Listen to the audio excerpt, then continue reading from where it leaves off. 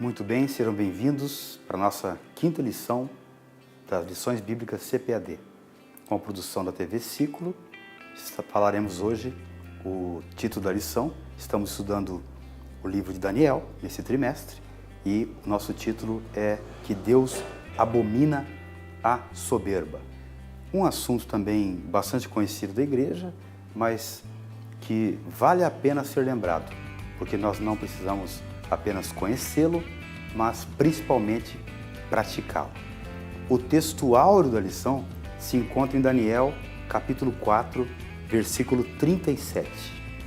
Agora, pois, eu, Nabucodonosor, louvo e exalço e glorifico ao Rei dos céus, porque todas as suas obras são verdades e os seus caminhos juízo, e pode humilhar aos que andam na soberba. A verdade prática nos fala também diretamente sobre o problema da soberba. A soberba é o pecado que mais afronta a soberania divina. Por que seria o pecado que mais afronta a soberania divina? Quando eu me torno soberbo, eu me julgo superior ao próprio Deus. Este é um pecado bastante perigoso, todos o são, mas esse principalmente, porque é uma afronta direta ao Deus vivo. Nós precisamos compreender na lição de hoje a própria soberania divina na vida de Nabucodonosor e saber que Deus falou com ele através de sonhos. Não é novidade, o Antigo Testamento, lá desde o Gênesis, apresenta Deus falando através de sonhos com pessoas que não fazem parte do seu povo. Vimos, por exemplo, o faraó, que foi avisado em sonhos para que tirasse Abraão de sua terra. Também, posteriormente, um outro faraó tem uns sonhos dados por Deus, os quais José interpreta. E aqui, Nabucodonosor se torna soberbo e Deus lhe dará um aviso por sonho, que novamente Daniel será capaz de interpretar. Compreender a fidelidade de Deus da pregação de Daniel. Olha que coisa tremenda. Daniel, ele está diante do rei, ele está diante da autoridade máxima e mesmo assim, quando ele precisa pregar aquele rei, ele se mantém fiel a Deus. Ele transmite toda a verdade divina, mesmo que ela seja contra a postura do rei. Buscar a verdade ou a humildade diante de Deus e diante dos homens. É algo que todos nós precisamos aprender a cada dia. O remédio contra essa doença espiritual chamada soberba é a humildade. A humildade que deve ser levada a cada instante. Quem é humilde de fato, ele não se acha superior a ninguém. Claro que também não se acha, de certa forma, inferior, não é? Nós não podemos ter nem complexo de inferioridade, nem de superioridade. Ambos são nocivos à nossa saúde. Mas o alerta aqui hoje é para a soberba, ou seja, aquilo que poderíamos chamar hoje de complexo de superioridade, né? Um semideus instituído na terra. Nabucodonosor e o estado de loucura é o que vai mostrar para nós a lição. Essa loucura dele que advém justamente da sua postura soberba diante de Deus, diante da humanidade. O que ocorre com os que se exaltam e se tornam soberbos diante da majestade divina? Como nós temos presenciado isso? É fácil percebermos que há muitas pessoas soberbas no mundo em que vivemos. Assim foi durante todo o decorrer da história e hoje não é diferente. O que tem lhes ocorrido? Às vezes, muitos desses morrem em paz, pelo menos do ponto de vista humano. Poderíamos usar até uma frase do Antigo Testamento, velho e fartos de dias. Mas a questão de que nós tratamos aqui é a situação espiritual da pessoa, que é aquilo que define a eternidade. Então pode mesmo, de fato, alguns soberbos, arrogantes, tomarem proveito de algumas coisas e do ponto de vista mundano se darem bem aqui nessa dimensão, neste nosso mundo material. Mas certamente o mundo espiritual lhes revela surpresas. Nabucodonosor, ele tem pontos fortes e êxitos e também tem pontos fracos e erros. E eu acho muito interessante a Bíblia, ela não se omitir em nenhum dos pontos. Quando ela nos mostra os grandes heróis bíblicos, nós podemos aprender também as fraquezas deles. Com Nabucodonosor não é diferente. Ele tem pontos fracos, mas também tem pontos fortes. E a lição de hoje nos traz uma tabela comparativa entre esses pontos. Então, o primeiro ponto forte dele, ele foi o maior dos reis da Babilônia. Claro, isso é um ponto forte para todos. Não é fácil e não foi à toa que ele chegou ao topo do reinado babilônico naquela época. Só que isso gera nele um ponto fraco. Esse ponto fraco é que ele se considerou um deus e foi persuadido a construir uma estátua de ouro que todos deviam adorar. Esse foi o tema da nossa lição anterior. Então, ponto forte, conseguiu chegar ao auge, né, ao topo do reinado da época. Ponto fraco, isso levou ele a se achar um deus também. Um outro ponto forte dele é que ele ficou conhecido como um construtor de cidades. Entre as maravilhas do mundo antigo estão justamente os jardins suspensos da Babilônia, construído por Nabucodonosor para uma princesa da Média, da Medo-Persa. Então, um grande construtor de cidades. E isso vai gerar nele novamente um ponto negativo. Ou seja, o fato dele construir grandes cidades o torna extremamente orgulhoso e vai o levar à insanidade, que é exatamente o foco da lição de hoje. A soberba de um rei que chegou ao topo do mundo e por causa disto, justamente, por causa do seu coração exaltado, querendo se exaltar acima de Deus, ele é atacado de uma insanidade, de uma loucura que vai durar um bom período. O último ponto forte na tabela da nossa lição é que ele é um dos governadores estrangeiros a quem Deus usou para seus propósitos. Jeremias 25:9, o profeta chega a chamar Nabucodonosor de servo do Senhor. Então veja, ele foi usado como instrumento nas mãos de Deus para infligir o castigo divino, né? Por causa do que o povo de Judá havia feito. A sua apostasia, a sua idolatria, a sua total separação do Deus de Israel.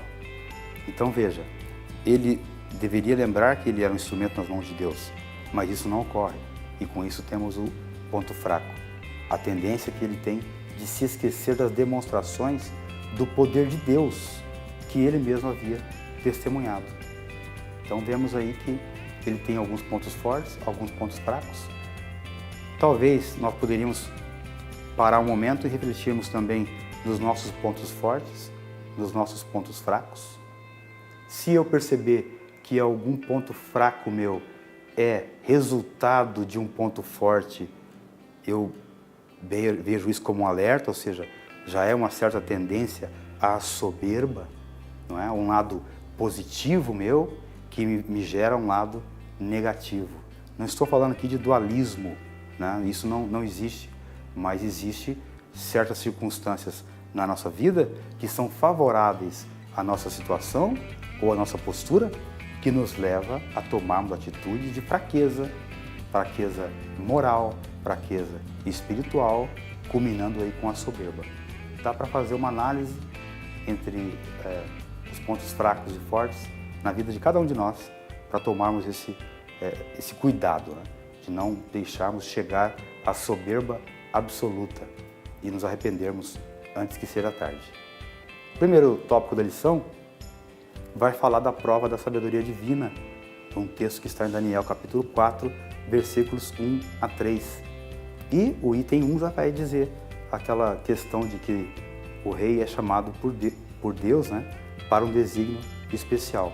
Então, como já adiantamos, nós precisamos lembrar que na época do profeta Jeremias, ele havia alertado os seus líderes, o rei, que seguissem as ordens do rei da Babilônia, porque ele era um enviado de Deus. Claro que o reinado entendeu isso de forma totalmente negativa.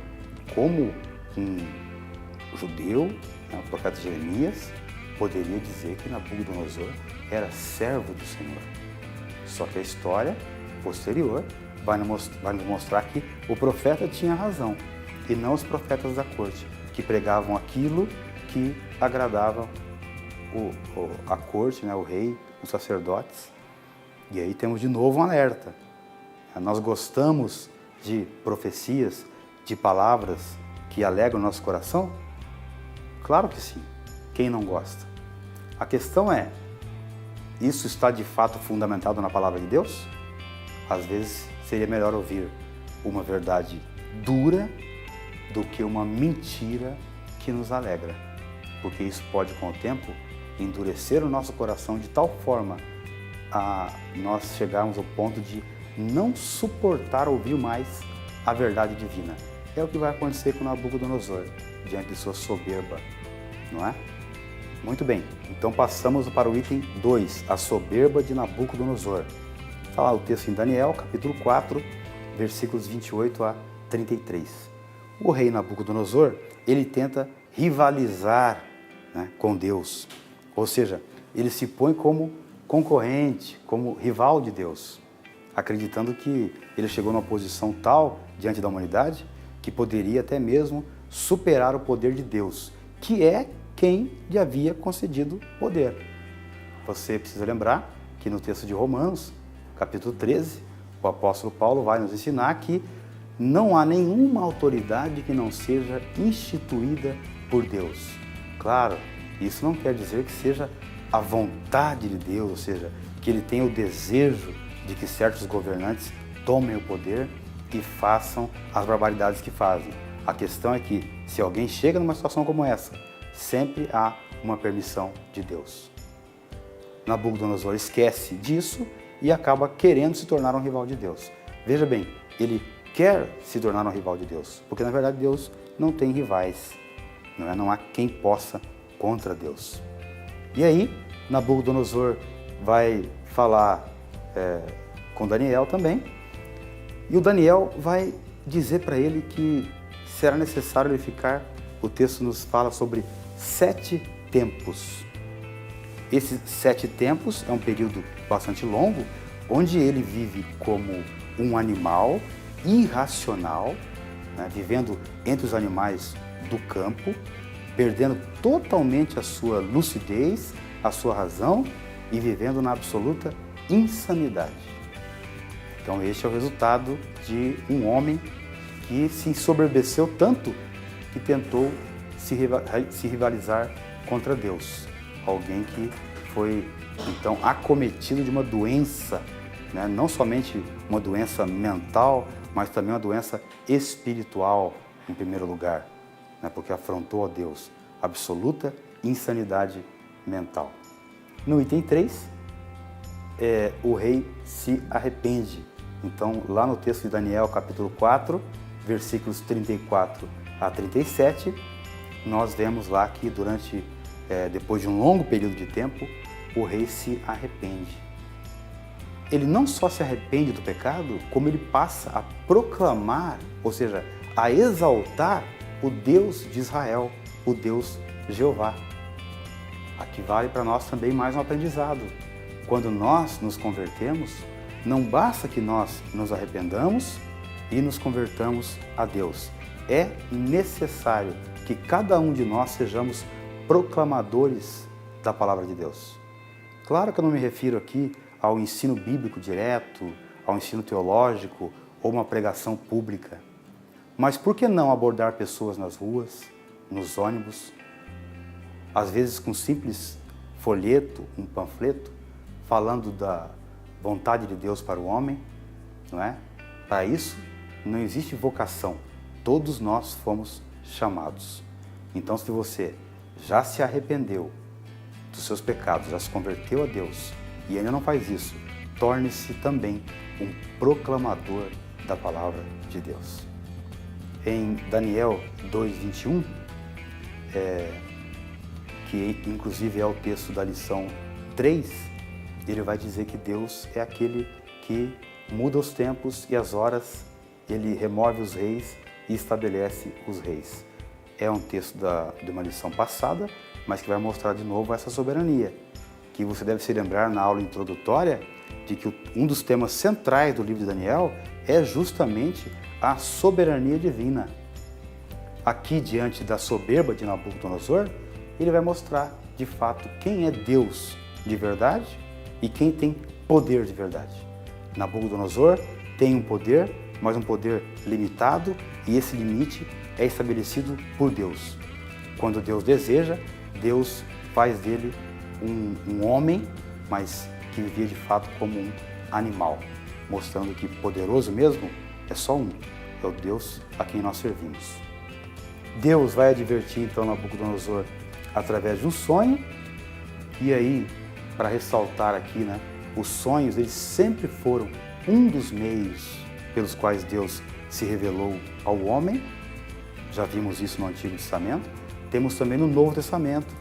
Por exemplo, a forma como se anuncia o nascimento de Jesus para o noivo de Maria, José, é através de sonho. A forma como os magos descobrem a perseguição que Herodes irá intentar ali é dada para eles através de sonhos.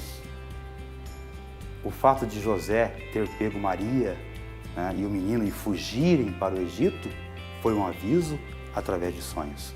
E depois também para voltarem do Egito para a sua terra novamente, onde vão se estabelecer em Nazaré. Mais uma vez, Deus, através de um anjo, lhe fala através de sonhos. Agora, hoje, nós temos como principal forma de revelação, como principal meio de revelação, ou seja, como que Deus usa, ou o que Deus usa para falar com o homem hoje. Ele usa principalmente a sua palavra. Então a palavra de Deus, uma vez tendo sido dada, serve para nós como um referencial da vontade divina. Claro que ele ainda pode nos dar sonhos e visões, mas eu jamais devo substituí-los por aquilo que está na Bíblia. E nenhuma interpretação de sonho que alguém possa dar pode ficar fora daquilo que a Bíblia tem nos revelado. Muitas pessoas intentaram por este caminho e acabaram naufragando na fé ou criando seitas e instituições que rejeitam certas porções da palavra de Deus como palavra inspirada. Então que nós tenhamos de fato a nossa Bíblia como o melhor meio, o principal meio pelo qual Deus nos fala e nos falará até a volta de Cristo. No item 2, então, Daniel é convocado. Daniel capítulo 4, versículo 8.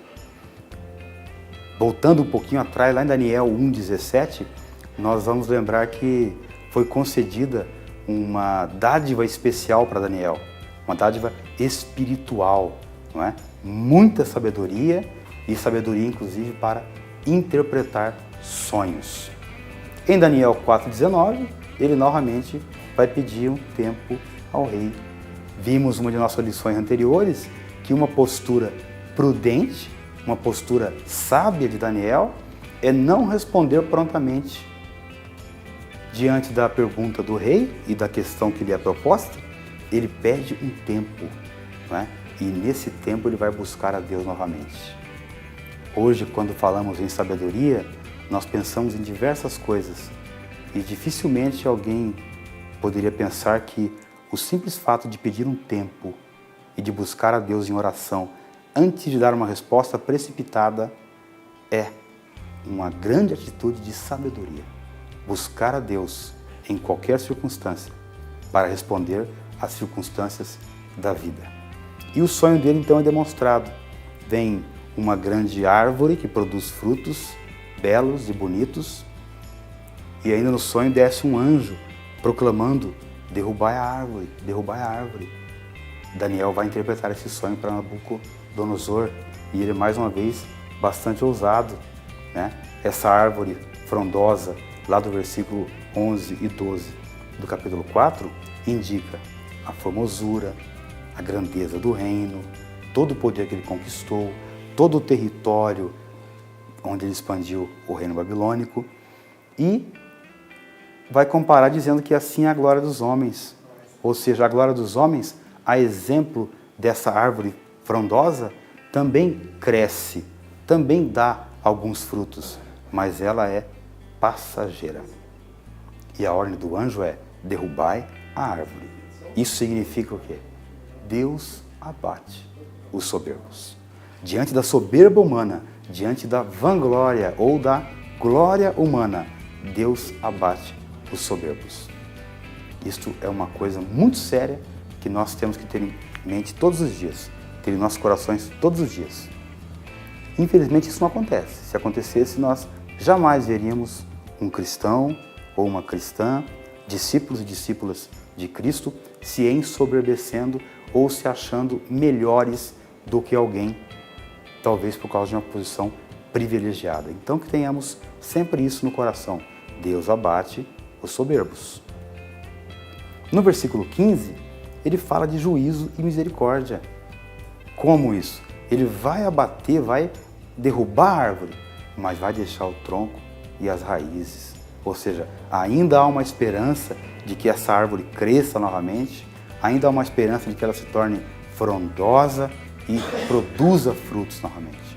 Então, isso é misericórdia divina mostrada ali no sonho de Nabucodonosor. O que nos mostra que Deus não queria de fato simplesmente abatê-lo, mas queria mostrar-lhe o orgulho, a soberba e levá-lo ao arrependimento. Aliás, esse é sempre o desejo de Deus. Paulo, escrevendo a Timóteo, diz: Deus quer que todos os homens sejam salvos e cheguem ao pleno conhecimento da verdade. Deus não tem o interesse, primeiro, de abater os soberbos, mas quando Ele faz isso, é com um alerta, com uma possibilidade de arrependimento e de tomar uma posição digna diante de Deus, uma posição de humildade. Uma coisa que o texto de Daniel 4, versículos 14 e 15 nos leva a refletir é sobre o papel dos anjos no desígnio divino. Então, qual o papel dos anjos? A gente vê que no Antigo Testamento eles se revelam, eles são utilizados de uma maneira toda especial e um pouco diferente do Novo Testamento. No Antigo Testamento, eles aparecem com muito mais frequência, até naquilo que a teologia chama de teofania, manifestações divinas em formas humanas, quando na verdade são anjos. Em o Novo Testamento, isso também ocorre. Já mencionamos aí o caso de José, um deles, e depois também temos vários outros casos que mostram que os anjos estão ali sempre atuando na vida do homem. Hoje, mais uma vez, o que foi que Deus deixou para a igreja? Então, ao invés de anjos, é claro que eles estão ao nosso redor, nos guardando, o Salmo diz isto. Agora, para ser intermediador entre Deus e os homens, Deus deixou o Espírito Santo para a igreja de Cristo. Então nós não devemos ficar buscando aí visões de anjos e revelações de anjos.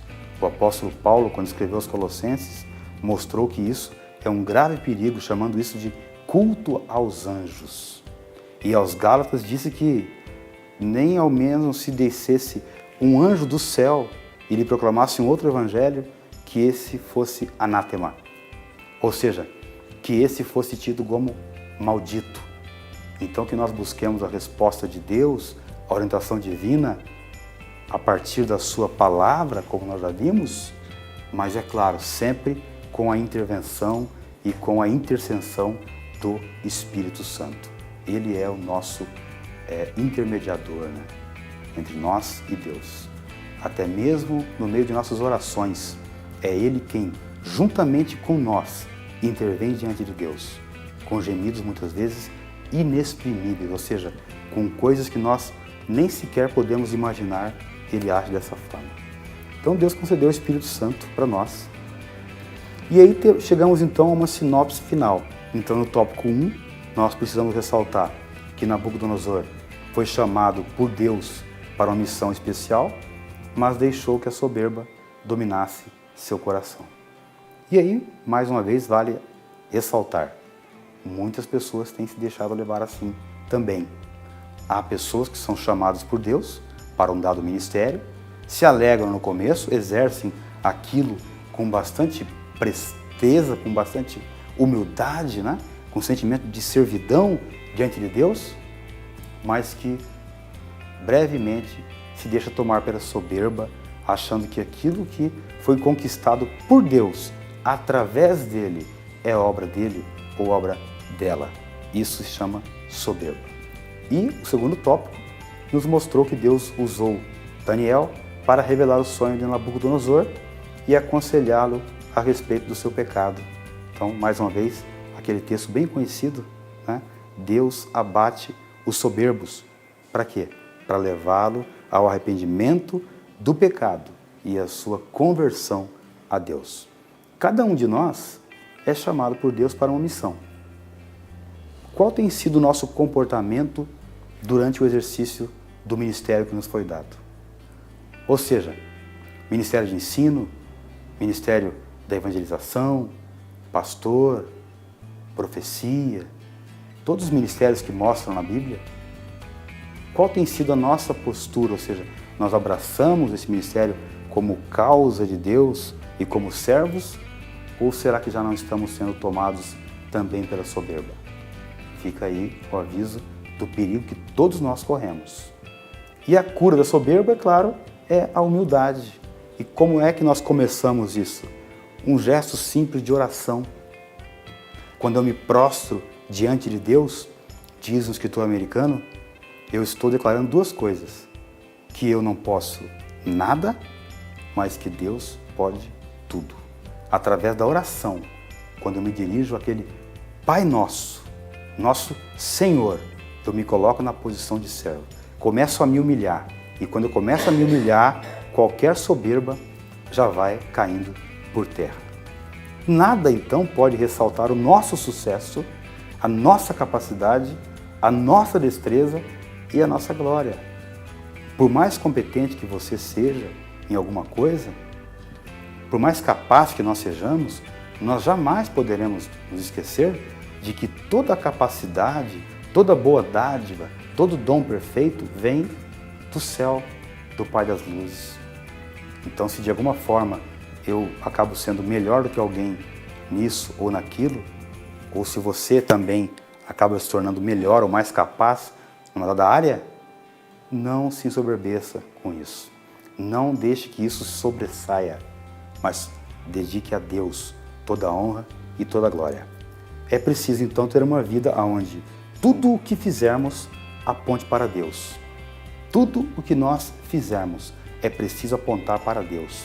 E é claro, aí não é simplesmente você levantar a mão e dizer toda honra, toda glória será dada a Deus.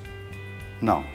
A minha postura tem que ser de não chamar atenção para mim mesmo, mas que em tudo que eu fizer, tudo aponte para Deus. Ou seja, que eu seja também um canal de Deus, um canal de bênção. Que quando olharem para você, eles possam enxergar não você, não a sua destreza, mas o Deus que age em tua vida. O orgulho e o engano de uma pessoa são pecados que perseguem os grandes homens.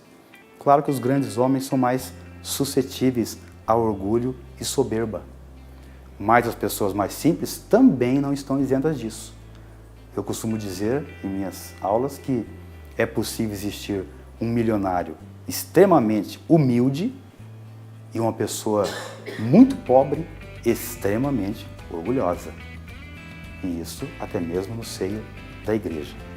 Quando nós, pecadores, voltamos para nós mesmos, procuramos o bem-estar dos demais, dando a conhecer a prodigiosa misericórdia de Deus. Então esse prostrar-se diante de Deus, reconhecer a soberania dele, fazer com que todas as minhas atitudes apontem para Deus. Quando eu volto para mim mesmo, me reconheço como pecador, eu vou favorecer os demais. Ou seja, eu sirvo a Deus e também passo a servir o próximo. E por fim, para encerrar novamente, aqui um pensamento de Matthew Henry, também um livro publicado pela CPAD. O Senhor sabe abater aqueles que andam de modo soberbo, mas dá graça e consolo ao humilde pecador que o invoca com o coração quebrantado. Há dois tipos de seres humanos na Terra, e não são pecadores e santos. São pecadores soberbos e pecadores humildes. Que nós sejamos humildes e que Deus seja glorificado a todo instante, até a volta de nosso Senhor Jesus Cristo. E assim encerramos por aqui mais um trabalho, aula de número 5. Nos encontramos na próxima lição, se Deus permitir.